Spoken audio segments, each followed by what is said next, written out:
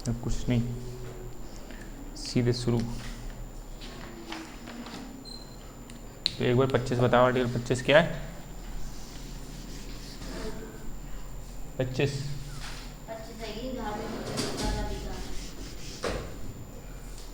बताओ बताओ बताओ। आर्टिकल 25 से आर्टिकल 26 पढ़ेंगे आज हम।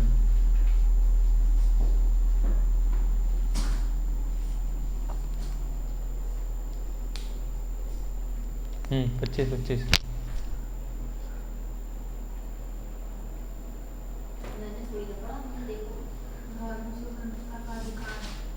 प्रत्येक व्यक्ति को अंतःकरण की स्वतंत्रता और किसी भी धर्म को मानने, आचरण करने और कार्य करने की स्वतंत्रता होगी। ठीक ठीक। हिंदू धर्म की जो संस्थाएं हैं वो सभी लोगों के लिए खोली जाएंगी। हिंदू के अंतर्गत हिंदू, जैन, बौद्ध और सिख शामिल माने जाएंगे। ठीक है, फिर बाद में उस पर सिखों को कृपाल रखने का अधिकार होगा। और चौथा एक बिंदु था, धार्मिक स्वतंत्रता है वो असीमित नहीं है, या सीमाएं लगी उस पर, लोक व्यवस्था की सीमा लगी है, सदाचार की सीमा लगी है और एक सार्वजनिक स्वास्थ्य की सीमा लगी है ना, ये हमने कल देखा था।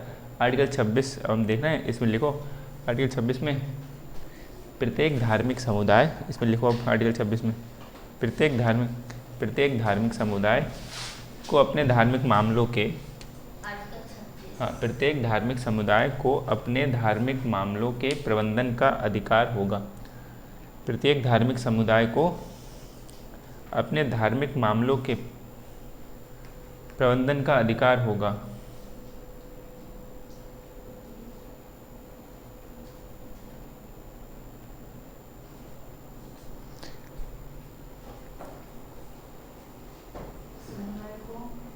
प्रत्येक धार्मिक समुदाय को अपने धार्मिक मामलों के प्रबंधन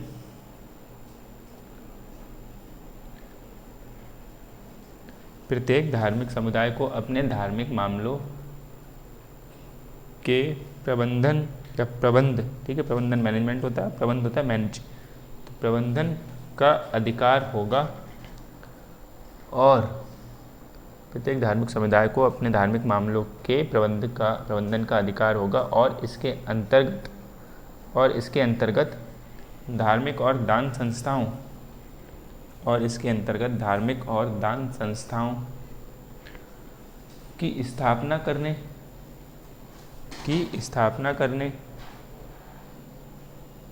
संपत्ति का अर्जन करने और विधि के अनुसार प्रत्येक धार्मिक समुदाय को धार्मिक मामलों के प्रबंधन का अधिकार होगा और इसके अंतर्गत धार्मिक और दान संस्थाओं की स्थापना करने, संपत्ति का अर्जन करने और विधि के अनुसार उसका प्रशासन करने का अधिकार होगा।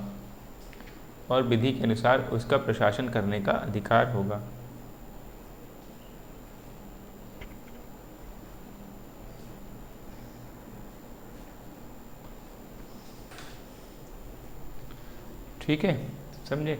यानी कि प्रत्येक धार्मिक समुदाय होगा, कोई भी होगा, बहुत बिखरे बैठे हुए तुम लोग,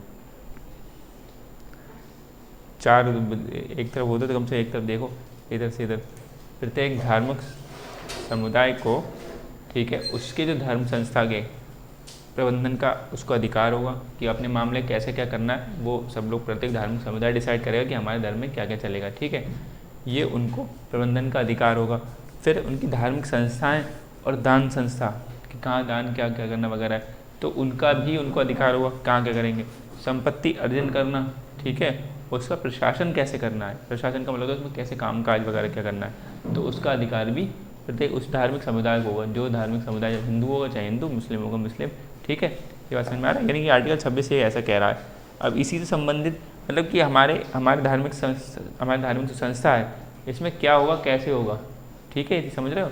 इसमें हमारी धार्मिक संस्था है, मैंने बोला उस टाइम ये था, प्रत्येक धार्मिक समुदाय को अपने धार्मिक मामलों के प्रबंधन का अधिकार होगा और इसके अंतर्गत धार्मिक और दान संस्थाओं की स्थापना करने, संपत्ति का अर्जन करने और विधि के अनुसार उसका प्रशासन करने का अधिकार होगा। ठीक है, ये प्रत्येक धार्मिक समुदाय को कैसे बोला था, तो इसी के अंतर्गत अब बहुत सारे केसेस थोड़े उभरे।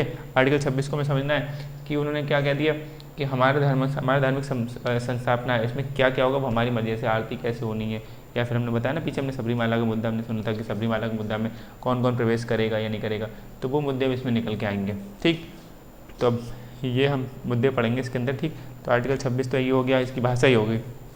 अब इससे संबंधित मुद्दे एक हेडिंग बना के लिख लो, संबंधित मुद्दे।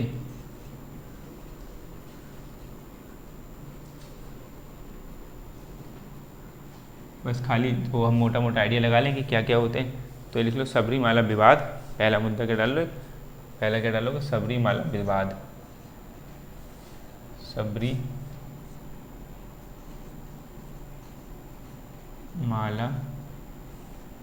विवाद।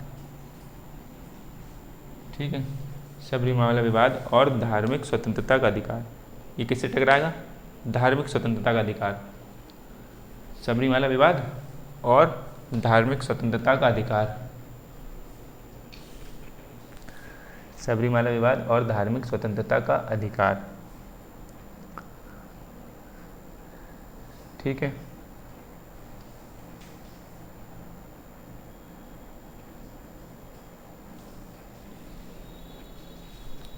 ठीक है। तो ये केरल में एक जगह है, ठीक है, सबरीमाला ना, तो वहाँ पर एक अयप्पा स्वामी का मंदिर बना हुआ है। ठीक है, अयप्पा स्वामी, ठीक, हाँ, अयप्पा स्वामी। ठीक, केरल में एक जगह है अयप्पा स्वामी का मंदिर है, सबरीमाला मंदिर। ठीक है, सबरीमाला विवाद में केरल में एक जगह है अयप्पा स्वामी का मंदिर है। ये अयप्पा स्वामी है, ये अपनी प्रकृति में क्या ब्रह्मचर्य हैं। ठीक है, यानी अपनी प्रकृति में ब्रह्मचर्य। तो इसमें इसलिए जो महिलाएं हैं वो जो जहाँ पे इनका गर्भगृह बना हुआ है, जहाँ पे इनकी मूर्ति रखी हुई है अयप्पा स्वामी की, वहाँ प्रवेश करने महिलाओं को नहीं दिया जा सकता। 10 वर्ष लगभग 10 वर्ष के ऊपर की उम्र जितनी है तो वो रजिस्ट्रल जो महिला है, ठीक है ना, पीरियड्स वाली, उनको नहीं जाने के लिए अनुमति है यहाँ पे। तो यहाँ पर ये टकरा रहा है कि आर्टिकल 26 क्या कह रहा है कि हमने कहा कि प्रबंधन का अधिकार धार्मिक समुदाय को होगा, कि क्या होगा हमारी जो धार्मिक संस्था है इसमें कैसा क्या चलेगा, मैनेजमेंट कैसा क्या होगा, ये धर्म के उस समुदाय को अधिकार है, वो प्रबंधन देखेगा। फिर हमने लिख लिया ना इसके संग में कि और धार्मिक स्वतंत्रता का अधिकार, देखा ना कि अब उन महिलाओं को जिनको मना करा जाए उनकी धार्मिक स्वतंत्रता का अधिकार है, वो भी तो जा सकती हैं, वो भी अपने धर्म को फॉलो कर सकती हैं। तो ये विवाद उत्पन्न हुआ। तो ये ध्यान रखना कि अयप्पा स्वामी का एक मंदिर है ये, ठीक है, जो अपनी प्रकृति में क्या ब्रह्मचर्य है, तो इसलिए रजस्वला जो महिलाएं हैं उनको जाने के लिए अनुमति उनके धार्मिक समुदाय ने वहाँ पर उन्हें मना कर रखी है। तो वो कह रहे हैं कि भाई ये हमारा अधिकार है कि हमारे धर्म में क्या क्या चलेगा, हमारे धार्मिक समुदाय को हम अपने मामले में अपने आप प्रबंधन करेंगे। और वो जो महिलाएं हैं वो कह रही है कि हमें भी धार्मिक स्वतंत्रता का अधिकार है ना, ये हम भी अपने धर्म को मानेंगे, आचरण करेंगे, उसको फॉलो करेंगे, इसलिए हमें अंदर जाने दिया जाना चाहिए, हमारा भी अधिकार है। तो ये समझ में आया पहले। अब इसके अंदर 2-3 बातें लिख लो। 1965 में इसके अंदर मतलब ये ऐसे लिख लिया सबरीमाला, बीच में 2-3 एक बात लिख दी, सबरीमाला अयप्पा स्वामी का मंदिर है, ठीक है, और अपनी प्रकृति में ब्रह्मचर्य है, और इनको गर्भगृह में जहाँ इनकी मूर्ति रखी है वहाँ रजस्वला महिलाओं को जाने के लिए मना कर देते हैं। हाँ, मतलब आइडिया रख लो कि पूछे सबरीमाला की बात किया तो आपको आइडिया तो हो कि अयप्पा स्वामी के मंदिर है वहाँ पे, और वो अपनी ठीक, उसके अंदर लिखो एक पॉइंट बना के 1965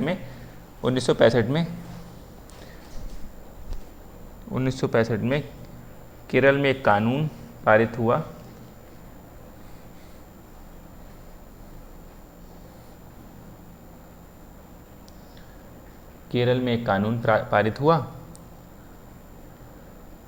जिसके द्वारा केरल में एक कानून पारित हुआ,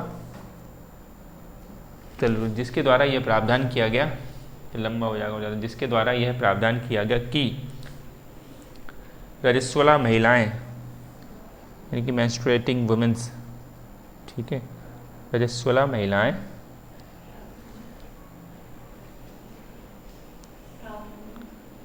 प्रावधान किया गया कि रजस्वला महिलाएं लिखो रजस्वला मेंस्ट्रुएटिंग वुमेन, ठीक है, मेंस्ट्रुएटिंग या फिर वो पीरियड्स इनको चलते हैं ना, वो वुमेन, रजस्वला महिलाएं ब्रैकेट में लिख लो 10 से 50 साल की उम्र की महिलाएं, यानी 10 से 50 साल की उम्र की, 10 अगर आपकी उम्र 10 के 50 साल के होंगे आप बीच में नहीं जा पाओगे, 50 साल के बाद की उम्र बूढ़ी महिलाएं जा सकती हैं, 10 से पहले जा सकती हैं, मतलब ये साइकिल इसी एज के बीच में रहती है। 10 से 50 साल की उम्र की महिलाएं, मतलब 10 से 50 वर्ष लिख लो या साल लिख लो, उम्र की महिलाएं 10 से 50, ठीक है, ठीक है ना, 10 से 50 उम्र।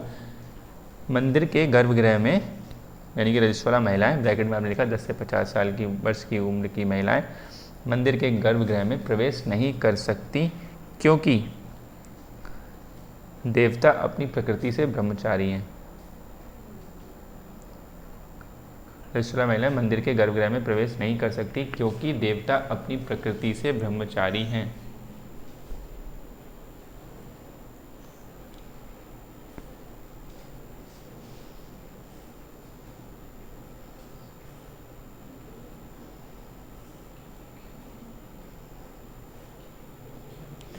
ठीक है, इसके आगे देखो फिलहाल बहुत सारी चीज़ें हैं। देवता अपनी प्रकृति से ब्रह्मचारी, इसलिए उनको अंदर नहीं जाने जाएगा। इसके आगे देखो फिर इसके अब केरल हाईकोर्ट में इसको चुनौती दी गई। केरल हाईकोर्ट में, मतलब यहाँ पे इसके आगे दूसरा पॉइंट क्या लिख लो, केरल हाईकोर्ट में चुनौती दी गई। ठीक है, इसको किसको चुनौती दी गई होगी? इस कानून को चुनौती दी गई, भैया आप जो कानून लेके आए हो। और उन्हें क्या बात कही होगी? उन्होंने कही कि हमारा धार्मिक स्वतंत्रता का अधिकार है, हम भी तो भाई अपने धर्म को फॉलो कर सकते हैं, मान आप हमें क्यों रोक रहे हो? 10 से 50 वर्ष की उम्र की महिलाओं को क्यों रोक रहे हो? तो केरल हाईकोर्ट में चुनौती दी गई और केरल हाईकोर्ट ने इसे सही ठहराया कि भैया नहीं, उनका कानून वो सही है। हाँ,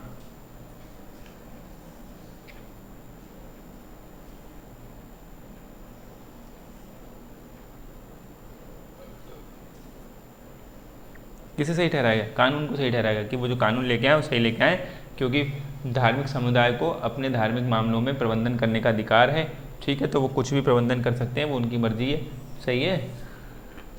तो धार्मिक समुदाय को उनका हक है, तो इसलिए उन्हें केरल के हाईकोर्ट ने ये कह दिया कि जो केरल विधानमंडल का जो कानून है बना हुआ, वो उनका खुद का हक है, वो कैसे भी करें। तो उन्हें केरल को समझ में आ रहा, केरल हाईकोर्ट ने सही ठहरा दिया। अब आगे सुनो, अब जब केरल हाईकोर्ट की बात अभी सुप्रीम कोर्ट तक बात भी पहुंचेगी कि भाई आपने तो हाईकोर्ट में कह दिया, अब इसी में जो पहला वाला मुद्दा चल रहा ना, इसी में अगला बिंदु चाहे स्टार बना के केस लिखो। केस जो हुआ सुप्रीम कोर्ट में वो क्या हुआ? Indian young lawyer association case 2018, Indian young lawyer association case 2018, ये लिख देना मुझे, इंडियन, ठीक है, इंडियन यंग लॉयर एसोसिएशन, बोलता हूँ यंग लॉयर एसोसिएशन, हाँ, एसोसिएशन केस 2018, ठीक है। सुप्रीम कोर्ट ने, सॉरी हाई कोर्ट ने क्या कर दिया था यहाँ पे? सही ठहरा दिया कि भैया वो क्या है, आर्टिकल 26 के तहत धार्मिक समुदाय को धार्मिक मामलों में प्रबंधन करने का अधिकार है। ठीक है, तो क्या हुआ यहाँ पर? सुप्रीम कोर्ट में चुनौती। अब ये लिखना जरूरी है कि सुप्रीम कोर्ट में अब क्या हुआ इस केस में, सुप्रीम कोर्ट में इस केरल के जो हाई कोर्ट के और वो केरल विधानमंडल के कानून को उसको चुनौती दी गई। डायरेक्टली लिख दो कि यहाँ पर क्या हुआ इस केस में, सुप्रीम कोर्ट ने अवैध घोषित किया इस कानून को, केरल कानून शॉर्ट में लिख लो, केरल कानून को अवैध, कि मतलब गलत है भैया, ये अवैध घोषित किया। ठीक है, अवैध घोषित किया, केरल कानून को अवैध घोषित किया, शॉर्ट में लिखने बता रहा हूँ मैं।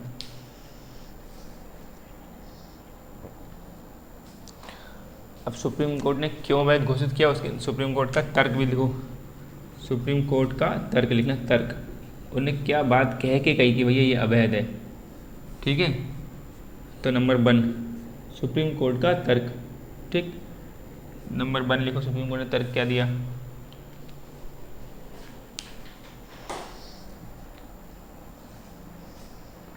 लिखोगे ये समानता के मौलिक अधिकार वाले, सुप्रीम कोर्ट ने तर्क दिया कि भाई मैं इसको क्यों अवैध घोषित कर रहे हैं हम लोग। ठीक है, ये समानता के मौलिक अधिकार का विरोधी है क्योंकि ये सार्वजनिक स्थल पर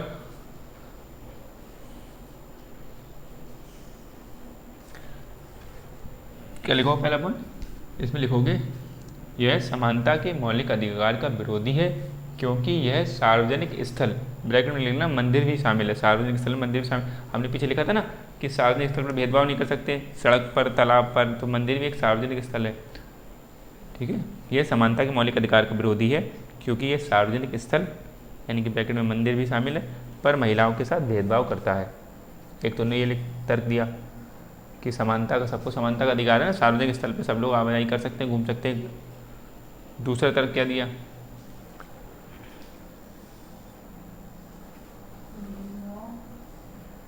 क्या चीज, कहाँ भेदभाव करता है। दूसरा लिखो, आर्टिकल 25 के तहत सभी, ठीक है, आर्टिकल 25 का ना, आर्टिकल 25 का, आर्टिकल 25 के तहत सभी व्यक्तियों को धर्म के अनुसार आचरण करने की स्वतंत्रता है। आर्टिकल 25 के तहत सभी व्यक्तियों को धर्म के अनुसार आचरण की स्वतंत्रता है।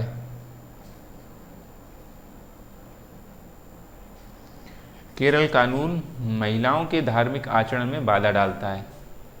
केरल कानून महिलाओं के धार्मिक आचरण में बाधा डालता है।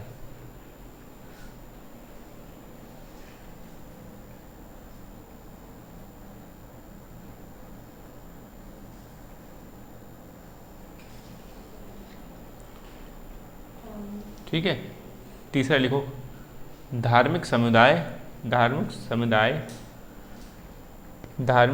को धार्मिक मामलों के प्रबंध का अधिकार है। तीसरा बोलो ना, पीछे छूटा, पीछे वाला छूट गया। तीसरा लिखो, धार्मिक समुदाय को धार्मिक मामलों के प्रबंध का अधिकार है, लेकिन वह किसी नागरिक को उसके अधिकारों से वंचित नहीं कर सकता। धार्मिक समुदाय को धार्मिक मामलों के प्रबंध का अधिकार है, लेकिन वे किसी नागरिक को उसके अधिकारों से वंचित नहीं कर सकते। यानी कि महिलाओं का भी तो अधिकार है, किसी नागरिक को उसके अधिकारों से वंचित नहीं कर सकते। ठीक है, ये तीसरा तर्क उन्हें सुप्रीम कोर्ट ने दिया। तर्क समझ में आ रहा है कि अगर आप तर्क की बात आएगी कि महिलाओं को सपोर्ट में बोलेंगे तो क्या बात रखेंगे। अगला पॉइंट लिखो,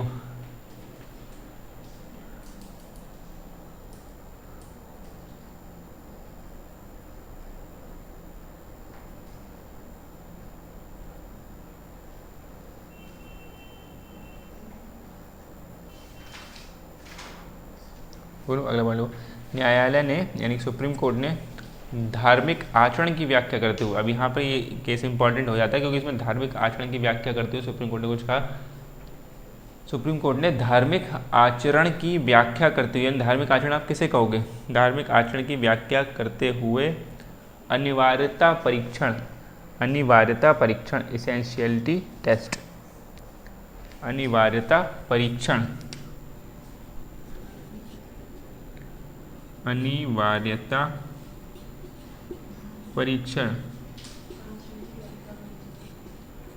सुप्रीम कोर्ट ने धार्मिक आचरण की व्याख्या करते हुए अनिवार्यता परीक्षण, इसे अंडरलाइन कर लेना।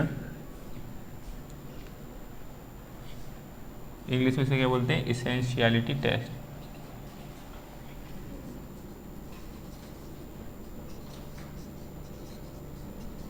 ठीक है, अनिवार्यता परीक्षण एसेंशियलिटी टेस्ट का सिद्धांत प्रतिपादित किया। यानी ध्यान रख लेना, पीछे हम इतने सिद्धांत पढ़ चुके हैं, एक सिद्धांत और आ गया अनिवार्यता परीक्षण का सिद्धांत, और ये आपको पता चल जाना कौन से केस में दिया है, Indian young lawyer association case, इसमें दिया है अनिवार्यता परीक्षण का सिद्धांत। ठीक है, एसेंशियलिटी टेस्ट दिया है। इसके द्वारा, किसके, इस सिद्धांत के द्वारा, इसी में लिखो, इसके द्वारा धार्मिक आचरण को दो वर्गों में बांटा गया। धार्मिक आचरण दो वर्ग में बढ़ गए। इसके द्वारा धार्मिक आचरण को दो वर्गों में बांटा गया है। इसके द्वारा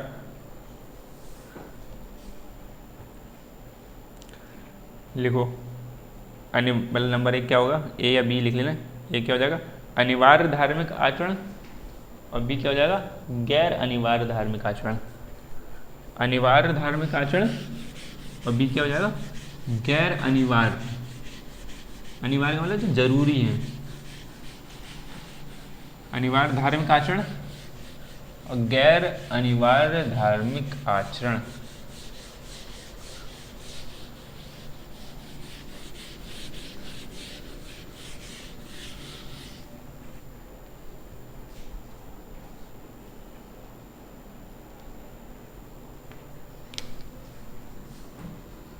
यानी कि उनने कहा धार्मिक आचरण, ठीक है, ये दो वर्गों में बढ़ जाएंगे। धार्मिक एक कौन सा हो गया, अनिवार्य, अनिवार्य धार्मिक आचरण, ये तो लिखा है पहला अनिवार्य धार्मिक आचरण, ठीक है, और यहाँ लिखा दूसरा लिखा आपने गैर अनिवार्य, ठीक है, धार्मिक आचरण। अब ये अनिवार्य धार्मिक आचरण क्या है, नंबर ए और बी लिखा, तो ए में लिख लिया अंदर अंदर कि धर्म का अभिन्न अंग, जो आचरण धर्म का अभिन्न अंग, ये क्या है, धर्म का अभिन्न अंग, धर्म का अभिन्न अंग, यानी कि जो आचरण धर्म का अभिन्न अंग है और जिसके बिना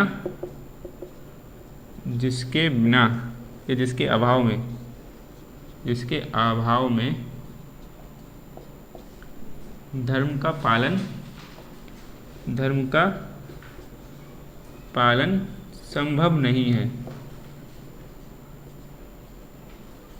धर्म का पालन संभव नहीं है। यानी कि जो आचरण धर्म का अभिन्न अंग है और जिसके अभाव में या जिसके बिना धर्म का पालन संभव नहीं है, वो कहेंगे अनिवार्य धार्मिक आचरण है। यानी कि धर्म में ये आचरण तो होना ही होना चाहिए।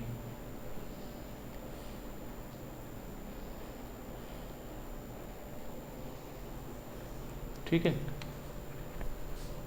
और ये गैर अनिवार्य क्या हो गए, इन आचरणों का क्या है, जो ऐसे आचरण जिनका मतलब यानी कि ऐसे आचरण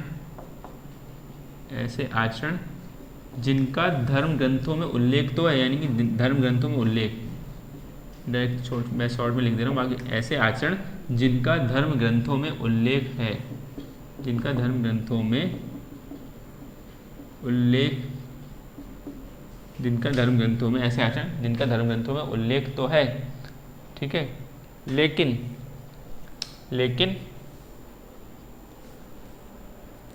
जो धर्म का अनिवार्य हिस्सा नहीं है, मतलब ऐसे आचरण जिनका धर्म ग्रंथों में उल्लेख तो है लेकिन धर्म का अनिवार्य आचरण नहीं है, यानी कि अनिवार्य हिस्सा नहीं है वो, और इनके बिना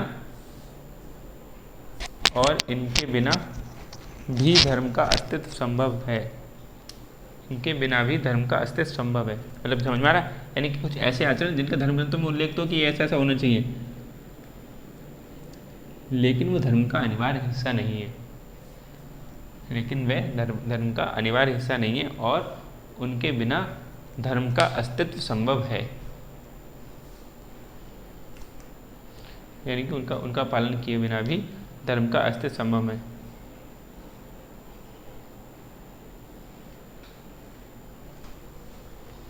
ठीक है, चौथा बिंदु में ये आपने लिखा ना कि इसी में लिखा कि ये अनिवार्यता परीक्षण का सिद्धांत दिया। अनिवार्यता परीक्षण सिद्धांत में सुप्रीम कोर्ट ने बताया कि धार्मिक आचरण को दो वर्गों में बांटा गया है, ठीक, और धार्मिक आचरण का मतलब ये समझ लेना, अभी और डिटेल में तो बताता हूँ कि धार्मिक आचरण क्या हो गया, एक अनिवार्य धार्मिक आचरण का मतलब समझ रहे ना, आचरण का मतलब कि हम उसको फॉलो करें उसकी चीज़ को, ठीक है ना। तो यहाँ पर क्या हो जाएगा, अनिवार्य धार्मिक आचरण हो गया एक और गैर अनिवार्य धार्मिक आचरण हो गया। अनिवार्य धार्मिक आचरण में क्या हो गया, ऐसे आचरण मतलब आचरण का मतलब जो फॉलो करना है आपको, वो आपके धर्म में अगर मान लो टीका लगाना लिखा है, आपके धर्म में अगर आपको कोई टोपी पहनना लिखा है, आपका कोई विशेष कपड़ा पहनना लिखा है, ठीक है, तो उसका आचरण करना आपको। तो अनिवार्य धार्मिक आचरण जो ऐसे आचरण जो धर्म का अभिन्न अंग है, ठीक है, और जिसके अभाव में धर्म का पालन संभव नहीं है। गैर अनिवार्य क्या हो गया, ऐसे आचरण जिनका धर्म ग्रंथों में उल्लेख तो है, ठीक है, लेकिन वो धर्म का अनिवार्य हिस्सा नहीं है, और क्या है कि उनके बिना अगर उनका पालन ना भी करें तब भी धर्म का अस्तित्व बना रहेगा, अस्तित्व संभव है। और इसमें ऐसे जो आचरण है अगर इनका हम पालन नहीं करें तो धर्म खतरे में आ जाएगा, ऐसा वाला मामला हो जाता है। तो अब क्या है, फिर सुप्रीम कोर्ट ने फाइनली एक लाइन क्या बोली, इसी के बाद इसी में अगली लाइन लिखे ना कि सुप्रीम कोर्ट ने कहा है कि अनिवार्य जो धार्मिक आचरण है, ये धार्मिक समुदायों के मतलब धार्मिक में लिखा ना कि धार्मिक समुदायों को उनके धार्मिक मामलों में प्रबंधन का अधिकार होगा। तो इसमें तो धार्मिक समुदायों का अधिकार है, लेकिन इस मामले में राज्य जो है वह हस्तक्षेप कर सकता है। अगर इसमें कोई ऐसे आचरण है इसमें राज्य हस्तक्षेप कर सकता है, जैसे हम आगे पढ़ेंगे हिजाब का मुद्दा। हाँ नहीं अभी भी विवाद चल रहा है उनमें, ठीक है, वहाँ विवाद चलता रहता है, चलेगा। सुप्रीम कोर्ट की बेंचेस बनती रहती है, बैठती रहती हैं, वो विवाद का मुद्दा अभी बना हुआ है। तो ये चीज़ समझे कि यहाँ पर क्या इस मामले में राज्य हस्तक्षेप कर सकता है। ये इस जो ऐसे आचरण है इस पर धर्म का खुद धार्मिक समुदायों का अधिकार है, धार्मिक समुदाय जो डिसाइड करेंगे वैसा ही होगा, लेकिन इसमें राज्य हस्तक्षेप कर सकता है। ठीक, तो हिजाब वाला मुद्दा वो इसी में है। उन्होंने कहा हिजाब जो है वो क्या है, गैर अनिवार्य धार्मिक आचरण है उसके हिसाब से। ठीक, उनके जो ऑर्डर आया था वो भी हम आगे पढ़ेंगे। लिखो फटाफट इसमें, यानी कि इसमें क्या है, ये धार्मिक समुदायों का मामला है, इसमें धार्मिक समुदायों को अधिकार होगा कुछ भी कैसे भी करें, और इस गैर अनिवार्य धार्मिक आचरण जो है उसमें राज्य हस्तक्षेप कर सकता है। मैं बोलूँ क्या एक बार, न्यायालय ने बस इसमें यह निर्धारित किया कि सुप्रीम कोर्ट ने निर्धारित किया कि अनिवार्य धार्मिक आचरण धार्मिक समुदाय के क्षेत्राधिकार में आता है, यानी कि धार्मिक समुदाय इसके अंडर में जो भी करे वो कर लेगा। ठीक, लेकिन राज्य है गैर अनिवार्य धार्मिक आचरण में क्या, फिर से बोलना है, सुप्रीम कोर्ट ने निर्धारित किया कि अनिवार्य धार्मिक आचरण धार्मिक समुदाय के क्षेत्राधिकार में आता है। ये वाला धार्मिक समुदाय के क्षेत्राधिकार में आता है, इसमें धार्मिक समुदाय जो करेगा वो करेगा, लेकिन राज्य गैर अनिवार्य धार्मिक आचरण में हस्तक्षेप कर सकता है, राज्य इसमें हस्तक्षेप कर सकता है। तो इसलिए अब दूसरा मुद्दा डाल लो, हिजाब विवाद। ठीक है, हिजाब विवाद।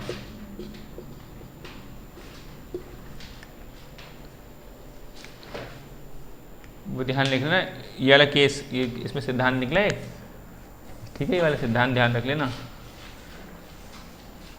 5 लिखो, अब इसमें लिखो, हिजाब विवाद में लिखो।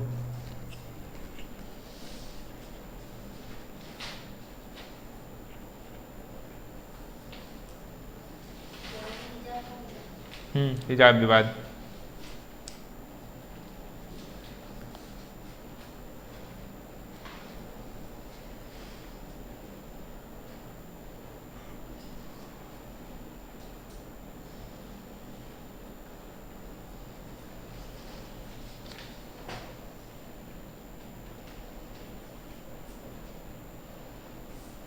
ठीक, लिखें बोले, तो इसमें तो पॉइंट बना के लिखो कि 5 फरवरी 2022 को क्या हुआ, 5 फरवरी 2022, ठीक, कर्नाटक सरकार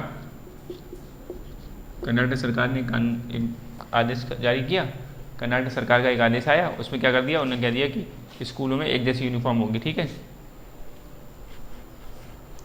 कर्नाटक सरकार का एक आदेश आया, कर्नाटक सरकार आदेश, ऐसे लिख लो शॉर्टकट में तो याद रहेगा।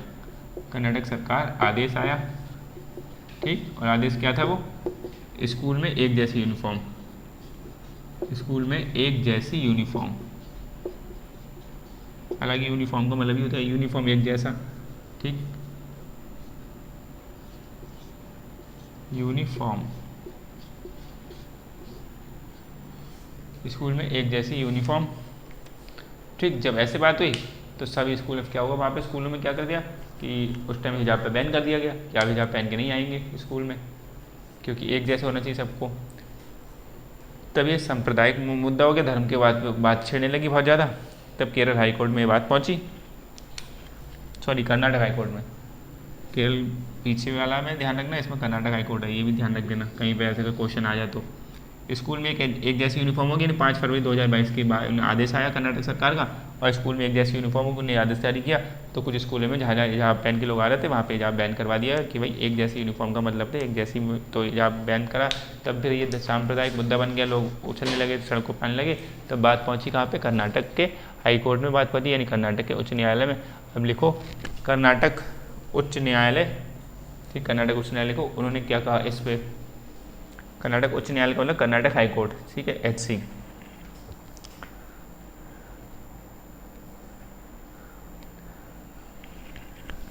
तो हाई कोर्ट ने आदेश को सही ठहराया और कहा हिजाब ना तो अनिवार्य है और ना ही अधिकार। ठीक, हाई कोर्ट ने आदेश को सही ठहराया कि उन्होंने आदेश लिखा और कहा कि हिजाब ना तो अनिवार्य है और ना ही अधिकार। इसे लिख लेना ऐसे करके इसको इन्वर्टेड कॉमर्स में, हिजाब ना तो अनिवार्य है और ना ही अधिकार। ठीक है, इन्वर्टेड कॉमर्स में लिख लेना, हिजाब ना तो अधिकार है और ना ही अनिवार्य। हाँ, हिजाब ना तो अनिवार्य है और ना ही अधिकार। और उन्हें तर्क क्या दिया, लिखो एससी के तर्क, हाई कोर्ट के तर्क लिखो, नीचे लिखो हाई कोर्ट के तर्क। उन्हें तर्क क्या बात पे कही कि भाई हम ऐसा क्यों कह रहे हैं।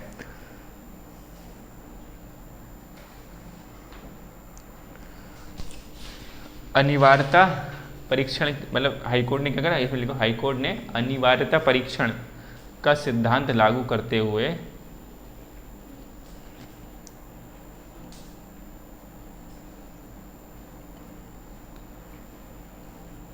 मतलब ये 2018 में केस तो हो गया, तो सुप्रीम कोर्ट ने 2018 में कह दिया था अनिवार्यता परीक्षण का सिद्धांत, तो हाई कोर्ट ने वही कहा।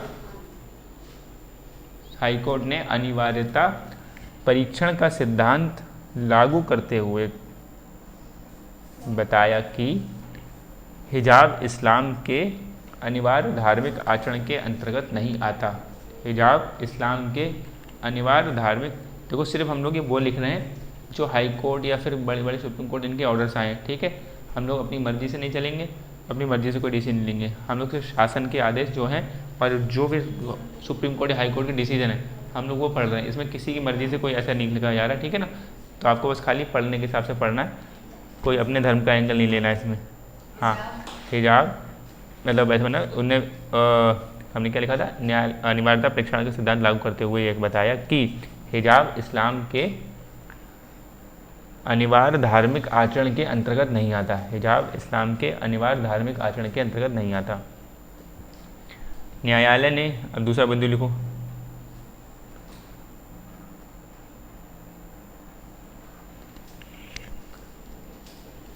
दूसरा तर्क क्या दिया, दूसरा तर्क ये दिया कि धार्मिक स्वतंत्रता का अधिकार असीमित नहीं है। धार्मिक स्वतंत्रता का अधिकार असीमित नहीं है और विशेष परिस्थितियों में राज्य इस पर सीमा लगा सकता है। धार्मिक स्वतंत्रता का अधिकार असीमित नहीं है और विशेष परिस्थितियों में राज्य इस पर सीमा लगा सकता है।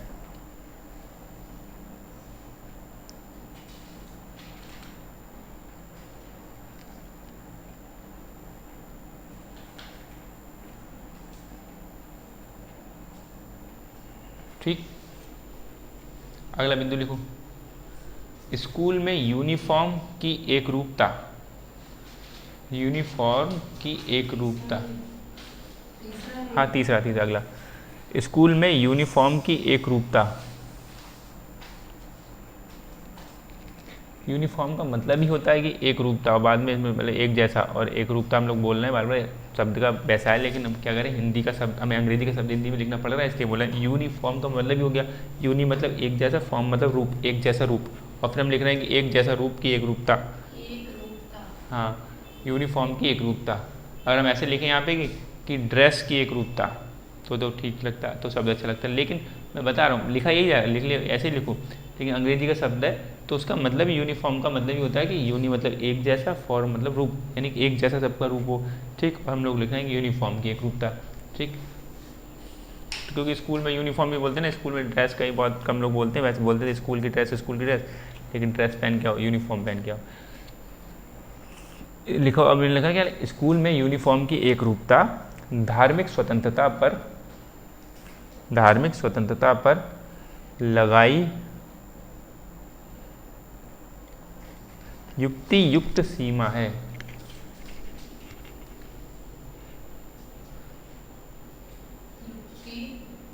युक्ति युक्त, रीजनेबल, मतलब बहुत सोच समझ, युक्ति युक्त का मतलब हो गया रीजनेबल, रीजन के साथ, ऐसे नहीं फालतू में नहीं, युक्ति युक्त युक्ति युक्त सीमा, रीजनेबल रेस्ट्रिक्शन। मतलब ऐसा है ना कि जैसे राज्य सीमा लगा रहा है, राज्य ने रोका किसी चीज़ पे, तो बहुत ये जो बोलना है कि फिर सुप्रीम कोर्ट ने, सॉरी यहाँ पे हाई कोर्ट ने क्या कह दिया, कर्नाटक हाई कोर्ट ने, कि राज्य ने जो सीमा लगाई हिजाब वाली, यूनिफॉर्म की एक रूपता होनी चाहिए, ये बहुत युक्ति युक्त है, मतलब बहुत सोच समझ कर बहुत ठीक ठाक से लगाई गई और ये सही लगाई गई है। ठीक, अगर आपके किसी एक धर्म के कोई व्यक्ति कोई पहन के आएगा तो उसके बाद दूसरे धर्म के पहन के आएंगे तो ऐसे विवाद बढ़ता चला जाएगा। ये बात समझ में आ गई। आर्टिकल 26 खत्म। आर्टिकल 26 कितना था? आर्टिकल 26 था कि प्रत्येक, बस ये हमें ध्यान क्या रखना है, प्रत्येक धार्मिक समुदाय को उसके धार्मिक मामलों में प्रबंध करने का अधिकार होगा, ठीक है ना, और धार्मिक संस्था जो होंगी या दान संस्था जो होंगी उसको बनाने का उसका अधिकार होगा, उसमें क्या मैनेजमेंट और प्रशासन या विधि के अनुसार प्रशासन करने का उसको अधिकार होगा, ठीक है, ये सब धार्मिक समुदाय को अधिकार होगा। लेकिन फिर जब धार्मिक समुदाय को अधिकार था तो उनने एक अधिकार डाल दिया कि भाई महिलाएं नहीं आएंगी हमारे मंदिर में 10 से 50 वर्ष की, और वो उन कानून बनवा दिया ऐसे करके, और कानून में सरकार बनाती है तो धर्म के प्रभाव में ही बनाती है, तो कानून जब बन गया तो उन्होंने फिर अपना अधिकार का उल्लंघन हुआ महिलाओं के, तो उन्होंने बोला कि हमारे धार्मिक स्वतंत्रता के अधिकार का उल्लंघन हो रहा है, इसलिए उन्होंने चुनौती डाली गई। तो उसमें फिर बाद में सुप्रीम को एंड में जो ये केस ध्यान रखना, इंडियन जो मिटा दी मैंने, Indian young lawyer association 2018 case ध्यान रखना, इसमें सुप्रीम कोर्ट ने एक अनिवार्यता परीक्षण का सिद्धांत दिया, जिसमें अनिवार्यता परीक्षण से क्या हुआ कि धार्मिक आचरणों को 2 भागों में बांटा गया है, ठीक है। एक तो अनिवार्य धार्मिक आचरण होते हैं, आचरण का मतलब जो हम फॉलो करते हैं अपने धर्म की चीज़ें, और गैर अनिवार्य धार्मिक आचरण होते हैं। अनिवार्य धार्मिक आचरण वो होते हैं ऐसे आचरण जो धर्म का अभिन्न अंग है, जिसके अभाव में जिनके बिना धर्म का पालन संभव नहीं है, धर्म संभव नहीं है, धर्म खतरे में आ जाएगा। और ऐसे आचरण जो धर्म ग्रंथों में जिनका उल्लेख तो धर्म ग्रंथों में बताया कि भाई ऐसा ऐसा हमारे धर्म में होना चाहिए, करते हैं लोग, लेकिन उनके बिना धर्म का अभाव संभव है, मतलब धर्म का अस्तित्व संभव है, उनके बिना भी धर्म चल सकता है, ऐसी बात है, तो वो धर्म का अनिवार्य हिस्सा नहीं है, ठीक। तो ऐसे हिजाब विवाद आया, तो हिजाब विवाद में वही कर्नाटक के हाईकोर्ट ने ये कहा कि हिजाब है वो ठीक है, लिखा लिखा है आपके धर्म में, लेकिन वो गैर अनिवार्य धार्मिक आचरण है, कोई ऐसा नहीं कि इसके अगर हिजाब नहीं पहना तो आपका धर्म चलेगा ही नहीं उसके बिना, तो ऐसा उन्होंने बताया था। और उसके बाद में उन्होंने तर्क अपने दिए, वो तर्क भी उनके ठीक ठाक थे, और एक युक्ति सीमा बता दी कि जो राज्य सीमा लगा रहा है यूनिफॉर्म की एक रूपता पर, वो युक्ति सीमा है, बहुत सोच समझ के लगा रहा है, ठीक लगा रहा है, ठीक है। आर्टिकल 26 ठीक। अब हम आर्टिकल पढ़ेंगे 27, वो भी बहुत छोटा है।